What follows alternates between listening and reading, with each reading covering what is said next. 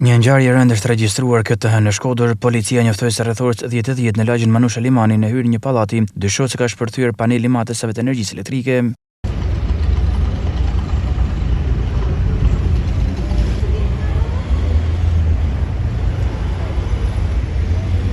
Sipas së dëmtuar një shtetas i identifikuar rreth 55 vjeç, i cili ka humbur jetën në Spitalin Renal të Shkodrës. Pas disa minutash policia bëri me dije se në vend të hetimeve u identifikua personi që humbi jetën, shtetasi Hysni Ymeri, 60 vjeç, banor i pallatit.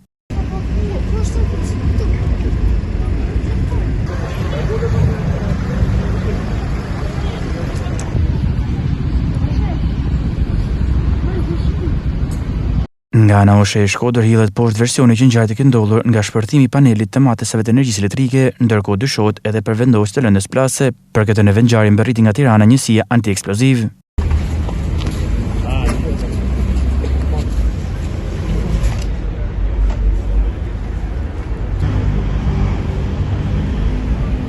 Ndërkohë vjen hetimet në lidhje me këtë ngjarje të rëndë.